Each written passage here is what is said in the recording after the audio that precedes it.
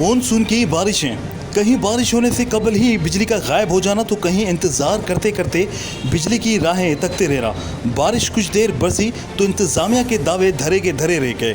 गलियों रास्तों पर बारिश का पानी सैलाब की सूरत इख्तियार कर गया।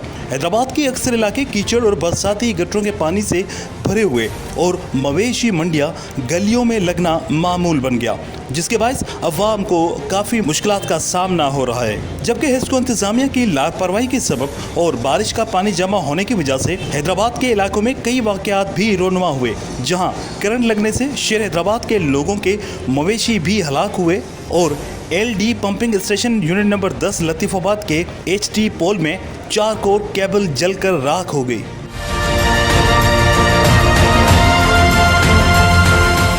इसी सूरत को देखते हुए सूबाई वज़ीर आपाशी जाम खान शुरू का मानसून बारिशों के बाद हैदराबाद शहर के मुख्तलिफ इलाकों का दौरा। सूबाई वज़ीर जाम खान शुरू के हमरा रुकने सूबाई assembly Abdul Jabbar Khan, deputy commissioner Hyderabad Fawad Ghaffar Soomro और दीगर मुतल्लिका महकमों के अफसरान भी दौरे के दौरान साथ थे। सूबाई वज़ीर जाम खान शुरू ने लतीफ़ाबाद, कासिमाबाद और शहर के दीगर इलाकों का दौरा करके बारिश के बाद पैदा होने वाली सूरत हाल का जायज़ा लिया।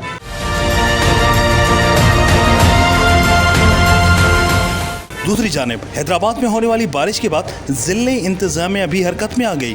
डिप्टी कमिश्नर व DG HDA हैदराबाद फवाद गफार सुमरो ने अपनी निगरानी में लतीफ़ाबाद, कासिमाबाद, टंडू जाम के पंपिंग स्टेशन पर बारिश के पानी की निकासी कराने में मसरूफ़।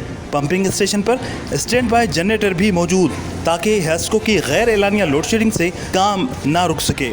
DC हैदराबाद ने ज़िले इंतज़ामिया के अफसरान, सिटी सर्विस स्टाफ समेत HDA और वासा के अमले को भी 24 घंटे अलर्ट रहने की हिदायत की ताकि किसी भी इमरजेंसी की सूरत में जल्द से जल्द उस पर काबू पाया जा सके और शहर हैदराबाद की आवाम को तकालीफ से बचाया जाए।